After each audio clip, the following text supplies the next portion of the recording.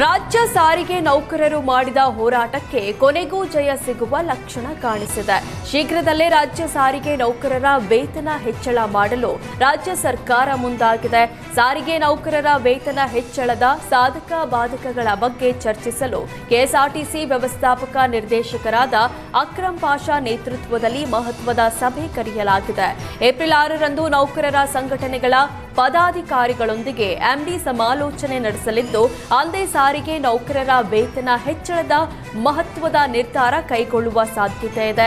ಕಳೆದ 3 ವರ್ಷಗಳಿಂದ ಸಾರಿಗೆ ನೌಕರರು ವೇತನ ಪರಿಷ್ಕರಣೆಗಾಗಿ ನಿರಂತರ ಹೋರಾಟ ನಡೆಸುತ್ತಾ ಬಂದಿದ್ದಾರೆ.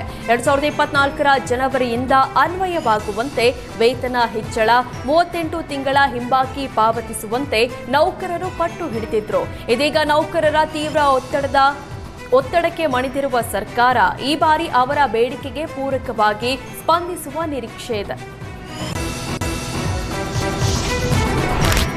ರಾಜ್ಯದಲ್ಲಿ ಪೊಲೀಸರ ವರ್ಗಾವಣೆಗೆ ಗ್ರಹಣ ಹಿಡಿದಿದೆ. ಕಳೆದ 2.5 ವರ್ಷಗಳಿಂದ ಬೆರಳೆಣಿಕೆ ಇನ್ಸ್ಪೆಕ್ಟರ್ಗಳ ವರ್ಗಾವಣೆ ಬಿಟ್ಟರೆ ಇನ್ಸ್ಪೆಕ್ಟರ್ಗಳ ವರ್ಗಾವಣೆಯೇ ಆಗಿಲ್ಲ. ಸದ್ಯ ವರ್ಗಾವಣೆಯ ತಿಕ್ಕಾಟದಲ್ಲೇ ರಾಜ್ಯ ಸರ್ಕಾರ ಕಾಲ ಕಳೀತಾ ಇದೆ. ಈ ನಡುವೆ ಇನ್ಸ್ಪೆಕ್ಟರ್ ಒಬ್ಬರು ಬೆಂಗಳೂರು ಕರಗ ವೇಳೆ ವಿಶೇಷ ಬೇಡಿಕೆ ಇಟ್ಟಿದ್ದಾರೆ. ಬಾಳೆಹಣ್ಣಿನ ಮೇಲೆ ಇನ್ಸ್ಪೆಕ್ಟರ್ಗಳ ವರ್ಗಾವಣೆ ಮಾಡಿಸು ದೇವ್ರೆ ಅಂತ ಬೇಡಿಕೊಂಡಿದ್ದಾರೆ. ರಾಜಧಾನಿ ಬೆಂಗಳೂರಿನಲ್ಲಿ ಮಳೆಯ ತಂಪಿನ ನಡುವೆ ಸುಡು ಬಿಸಿಲಿನ ಹವಾಮಾನ ಮುಂದುವರಿಯಲಿದೆ. ಬೆಂಗಳೂರಿನಲ್ಲಿ ಒಣ ಹವಾಮಾನ ಗರಿಷ್ಠ ಉಷ್ಣಾಂಶವು 35 ಸೆಲ್ಸಿಯಸ್ನಿಂದ 37 ಸೆಲ್ಸಿಯಸ್ ವರೆಗೆ ದಾಖಲಾಗುವ ಸಾಧ್ಯತೆ ಇದೆ. ಸಂಜೆ ವೇಳೆಗೆ ಆಕಾಶ ಭಾಗಶಃ ಮೋಡದಿಂದ ಕೂಡಿದ್ರೂ ಮಳೆಯ ಮುನ್ಸೂಚನೆ ತೀರಾ ಕಡಿಮೆ ಇದೆ. ಕಲಬುರಗಿ, ರಾಯಚೂರು, ವಿಜಯಪುರ ಮತ್ತು ಬಳ್ಳಾರಿ ಜಿಲ್ಲೆಗಳಲ್ಲಿ ಬಿಸಿಲ ಧಗೆ ವಿಪರೀತವಾಗಿರಲಿದೆ.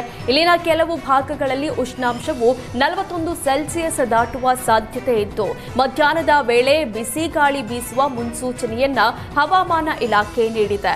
ಮಂಗಳೂರು, ಉಡುಪಿ, ಕರಾವಳಿ ಜಿಲ್ಲೆಗಳಲ್ಲಿ ಸೆಕೆ ಹಬೆ ಹೆಚ್ಚಿರಲಿದೆ.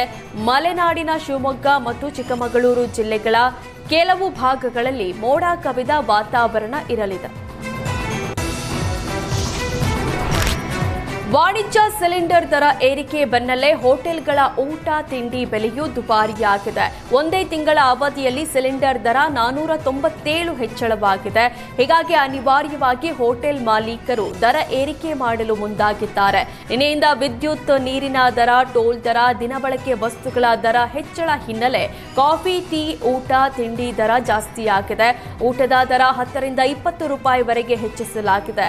ಈ ಬಗ್ಗೆ ಮಾತನಾಡಿರುವ ಹೋಟೆಲ್ ಮಾಲೀಕರ ಸಂಘದ ಅಧ್ಯಕ್ಷ ಪಿಸಿ ರಾವ್, ಎಲ್ಲವೂ ದುಬಾರಿಯಾಗಿದೆ, ನಮಗೂ ಲಾಭ ಬೇಕು ಅಂದ್ರೆ ನಾವು ಬೆಲೆ ಏರಿಕೆ ಮಾಡ್ತೇವೆ. ದರ ಏರಿಕೆಗೆ ಹೋಟೆಲ್ ಮಾಲೀಕರ ಸಂಘ ಕಡಿವಾಣ ಹಾಕೋದಿಲ್ಲ ಅಂತ ಸಮರ್ಥಿಸಿಕೊಂಡಿದ್ದಾರೆ.